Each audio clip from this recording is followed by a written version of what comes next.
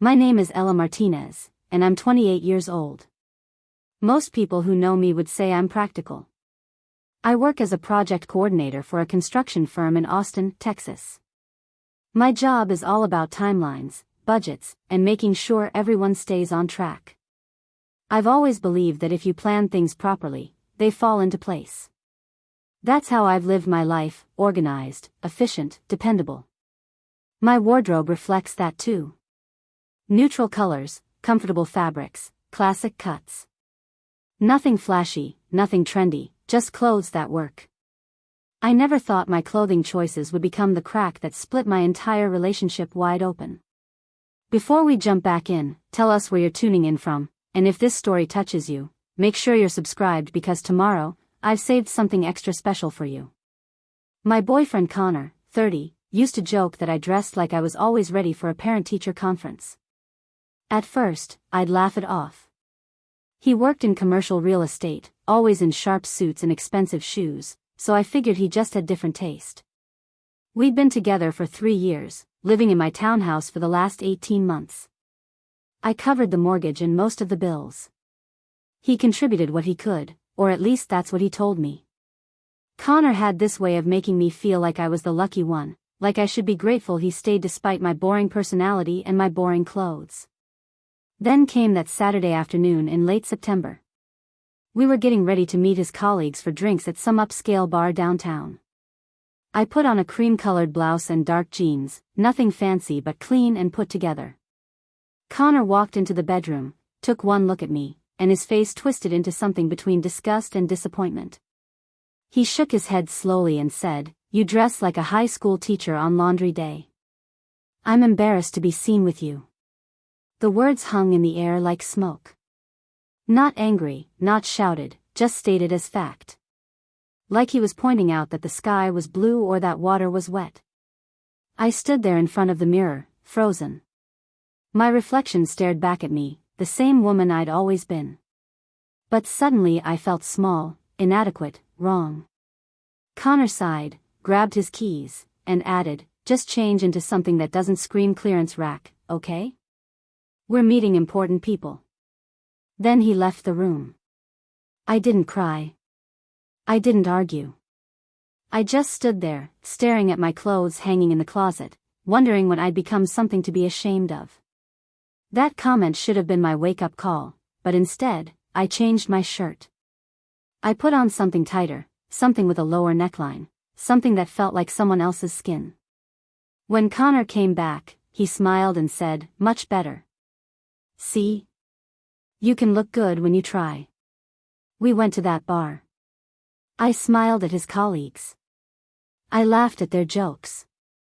I pretended that everything was fine. But something inside me had shifted. Not broken, just realigned. I started paying attention to things I'd ignored before.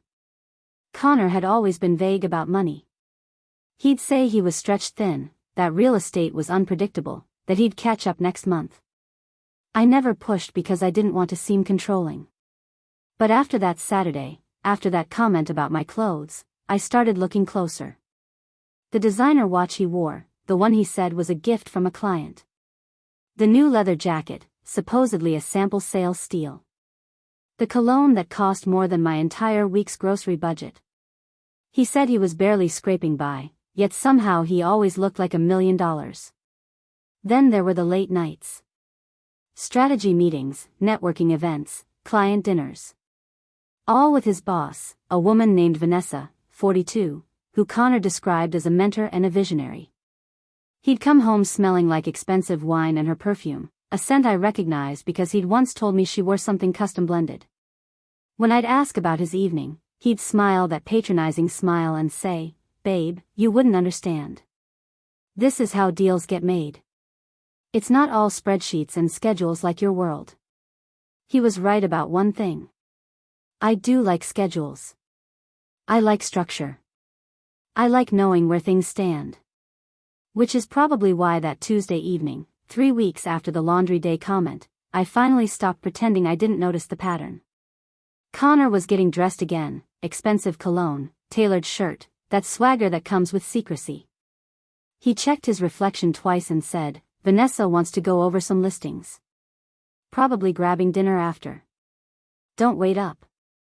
He kissed my forehead, and it felt like being patted on the head. Then he left. I sat on the couch for exactly 4 minutes after Connor left. Not because I was deciding what to do, but because I was letting the anger settle into something useful. Something sharp. I picked up my laptop from the coffee table and opened it slowly, deliberately. We shared a cloud storage account for household stuff, photos, documents, things like that. Connor had uploaded some work files there months ago when his laptop crashed, and he never bothered to remove them or change the password. I clicked into the folder labeled Work Documents. At first, it was just contracts and property listings, nothing interesting. But then I saw a subfolder titled Expenses, and my fingers hovered over the mouse. This wasn't snooping. This was pattern recognition. I opened it. Inside were dozens of PDF files. Receipts, mostly. Restaurants I'd never heard of, the kind where appetizers cost $50. Hotel invoices from places in Houston, San Antonio, even one in Scottsdale. All of them had 2 names on the booking confirmation. Connor Hayes and Vanessa Caldwell. My stomach didn't drop. It hardened. Each receipt told a story. Dinner for 2 at Perla's, $340. Weekend stay at the Driscoll Hotel, $800. Spa package for 2, $600. And every single one had been submitted for reimbursement through Vanessa's corporate account. Business expenses. Client entertainment. Professional development. All approved. All paid for. All lies. I scrolled further. There were email threads attached to some of the receipts. Short messages, nothing explicit, but the tone was unmistakable. Vanessa writing, "Can't wait for this weekend, you deserve it." Preparing and narrating this story took us a lot of time, so if you are enjoying it, subscribe to our channel. It means a lot to us. Now, back to the story. Connor replying, "You spoil me, V. Best boss ever." Another one, Vanessa saying, "Dinner was perfect. You make everything better." His response, a single red heart emoji. I leaned back against the couch and stared at the ceiling. My mind wasn't racing. It was calculating. Connor wasn't just cheating. He was stealing. Corporate funds were paying for their affair while he told me he couldn't afford to split the electric bill. Vanessa wasn't just his lover. She was his accomplice. And I had been cooking dinner alone, paying the mortgage alone, dressing like a high school teacher on laundry day while they dined on stolen money and played house at luxury hotels. The rage I felt wasn't hot. It was cold, precise, efficient. This wasn't heartbreak. This was a project that needed managing. I created a new folder on my desktop and labeled it Evidence. One by one, I downloaded every receipt, every email, every invoice. I took screenshots of the metadata showing when the files were created and who had access. I cross-referenced dates with Connor's calendar, the one he thought I didn't check. Every late work night matched a hotel stay. Every client dinner matched a 2-person reservation. The patterns were so obvious it was almost insulting. Did he really think I wouldn't notice? Or did he just not care because he thought I was too boring, too predictable, too focused on my clearance rack wardrobe to pay attention? By the time Connor came home that night, smelling like wine and Vanessa's custom perfume, I had 43 files saved in that folder. He walked in humming some song I didn't recognize, kicked off his shoes, and headed to the kitchen. He poured himself water from the fridge and called out, "You still awake, babe?" I closed my laptop and set it on the coffee table. My voice was steady when I answered. "Yeah, just catching up on some work." He walked into the living room, smiled at me, and sat down on the opposite end of the couch. "You're always working," he said, almost laughing. "You need to relax more. Live a little." I looked at him, really looked at him. The expensive watch glinting in the lamplight. The shirt I knew cost more than my entire outfit. The confidence of a man who thought he'd gotten away with everything. You're right, I said softly. I should live a little. He grinned, pleased with himself, and turned on the TV. I sat there beside him, silent, already thinking 3 steps ahead. Connor had no idea that while he was living his double life, I was building a case. And unlike him, I never left loose ends. The next morning, Connor left early for a supposed site visit. I watched him go from the kitchen window, coffee in hand, waiting for his car to disappear around the corner. Once he was gone, I opened my laptop again and pulled up the evidence folder. 43 files. Proof of fraud, proof of infidelity, proof that Vanessa had been funneling company money into their affair for over a year. But evidence alone wasn't enough. I needed leverage. I needed to know exactly who I was dealing with. I started with Vanessa Caldwell. A quick search on LinkedIn showed she was a senior vice president at Apex Realty Group, married, 2 kids, active in charity circles. Her husband, Martin Caldwell, was a name I recognized. He owned a chain of fitness centers across Texas and was known for being ruthless in business. The kind of man who didn't forgive betrayal. I scrolled through Vanessa's social media. Perfect family photos. Smiling kids.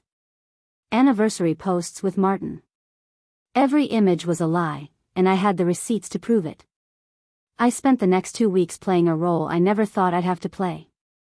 The perfect girlfriend. The woman who didn't notice anything, who didn't question anything, who just smiled and nodded and kept the house running smoothly. I made Connor's favorite meals. I listened to him talk about work, about Vanessa's brilliant strategies, about how lucky he was to have such an amazing mentor. I even complimented his new tie, the one I knew cost $200 because I'd found the receipt in the cloud folder. Every conversation was a performance. Every smile was calculated.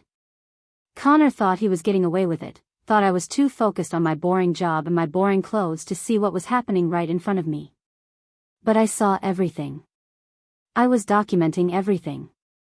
Each night after he fell asleep, I'd go through the cloud folder again, checking for new uploads.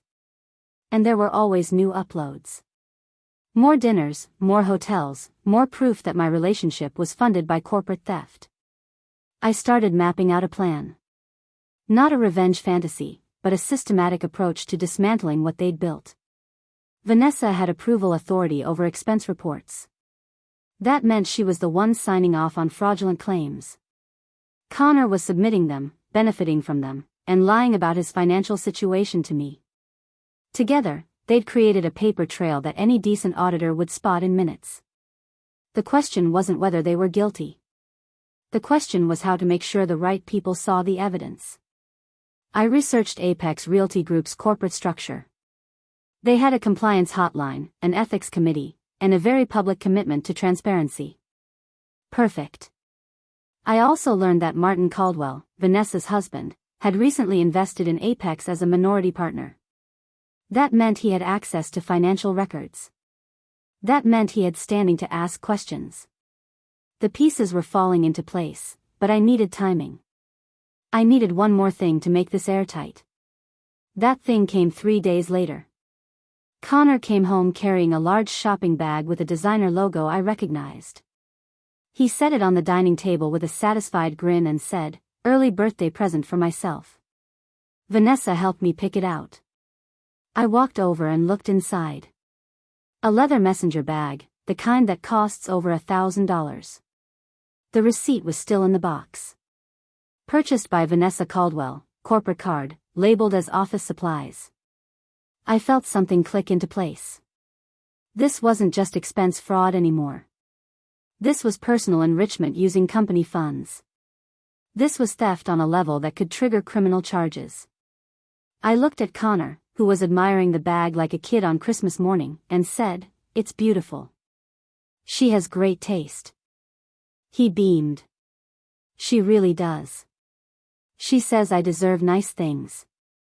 I nodded slowly. "You definitely deserve what's coming to you." He didn't hear the edge in my voice. He was too busy taking photos of the bag to post on social media. I excused myself, went to the bedroom, and added the receipt to my folder. 51 files now. 51 pieces of evidence showing a pattern of systematic fraud. I sat on the edge of the bed and allowed myself one moment of pure, cold satisfaction. They thought they were clever. They thought they were untouchable. They were wrong. The following Tuesday, I put my plan into motion. Connor was getting ready for another dinner with Vanessa, same routine, same cologne, same smug confidence. He checked his reflection in the hallway mirror and said, "Don't wait up.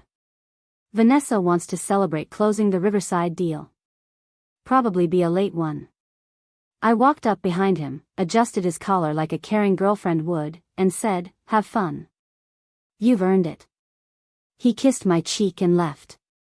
I waited until his car was out of sight. Then I sat down at my laptop and created a new email account. Anonymous, untraceable, professional. The subject line read, "Urgent, fraudulent expense claims requiring immediate investigation." The body of the email was brief, clinical, exactly what a concerned employee would write. I attached 10 of the most damaging receipts, the ones that showed the clearest pattern of abuse. Hotel stays with 2 guests. Spa packages for couples. Restaurants where the bills included champagne and desserts for 2. All labeled as business expenses. All approved by Vanessa Caldwell. All paid for by Apex Realty Group. I addressed the email to 3 people. The compliance hotline, the head of human resources, and the chief financial officer. Then I added one more recipient. Martin Caldwell's business email, publicly listed on his company website. My finger hovered over the send button for exactly 5 seconds. Not because I was hesitating, but because I wanted to remember this moment. The moment I stopped being the woman who dressed like a high school teacher on laundry day and became the woman who brought down an empire built on lies. I clicked send. The email disappeared into the void, carrying with it the evidence that would unravel everything Connor and Vanessa had built. I closed the laptop, poured myself a glass of wine, and sat by the window. The city lights stretched out before me, glittering and indifferent. Somewhere out there, Connor was laughing over expensive wine, thinking he'd gotten away with it. Somewhere out there, Vanessa was playing the role of mentor and boss, thinking her secrets were safe. They had no idea that in approximately 12 hours, their entire world would start collapsing. And I would be right here, watching it fall. The first crack appeared 36 hours later. I was at work, reviewing construction timelines for a new office complex, when my phone buzzed. Connor. 3 missed calls. Then a text. "Call me now. Emergency." I set my phone face down on my desk and went back to my spreadsheet. Whatever emergency he thought he had, it could wait. 10 minutes later, another call. I answered this time, keeping my voice neutral. "Hey, what's going on?" His voice was frantic, higher pitched than normal. "Ella, something insane is happening at work. Someone sent an anonymous email to corporate. They're claiming Vanessa has been misusing company funds. They're doing an audit. HR pulled me into a meeting this morning. They're asking about dinners and trips and I don't know what to tell them." I paused, letting the silence stretch just long enough to feel uncomfortable. "That sounds serious. What did you tell them?" "I told them everything was legitimate business expenses. That Vanessa approved everything. But they're asking for my personal records now. They want bank statements, credit card bills, receipts. Ella, this is bad. They're treating this like fraud." I could hear the panic bleeding through every word. "Well, was it fraud?" I asked quietly. The line went silent. Then he exhaled, sharp and defensive. "No. Of course not. It was all work-related. They're overreacting. Someone's trying to sabotage Vanessa and they're dragging me into it." I leaned back in my chair, staring at the ceiling tiles. "Maybe you should get a lawyer." He made a sound somewhere between a laugh and a sob. "A lawyer? I can't afford a lawyer. I can barely afford rent." Interesting choice of words, considering he'd never actually paid rent. I'm sure it'll work out, I said, my tone flat and unconvincing. Just tell them the truth. He muttered something about calling me later and hung up.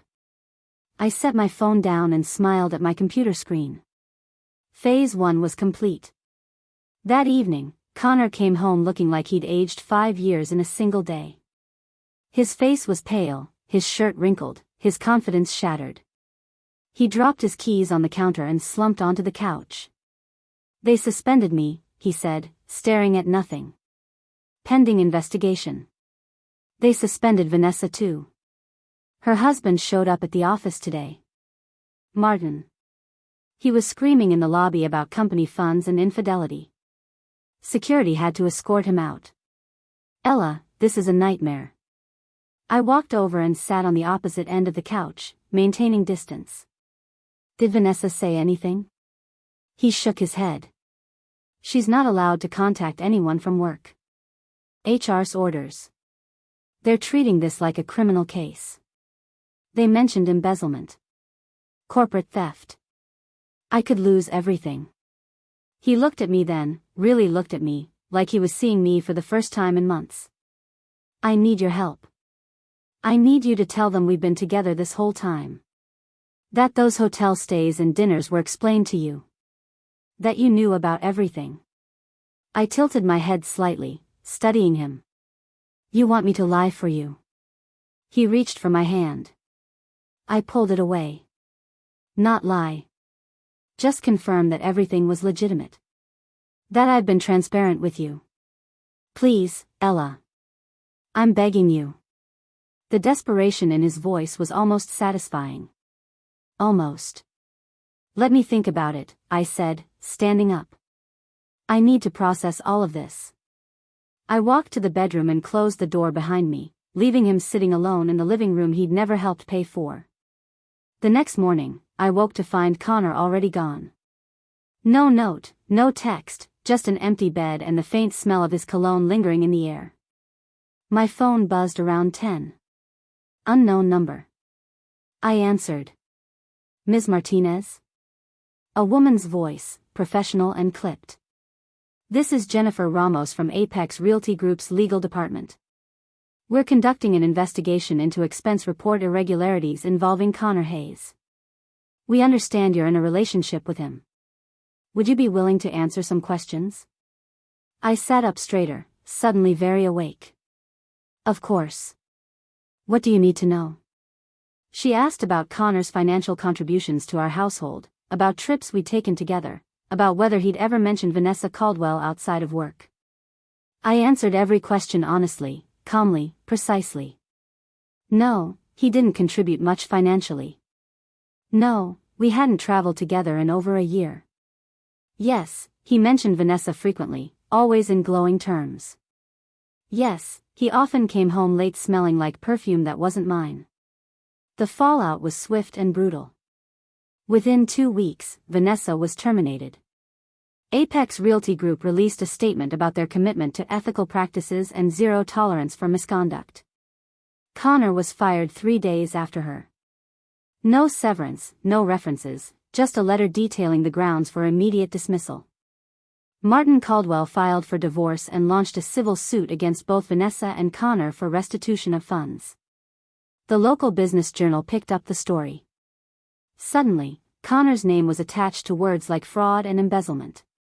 He called me one last time, 2 weeks after everything collapsed.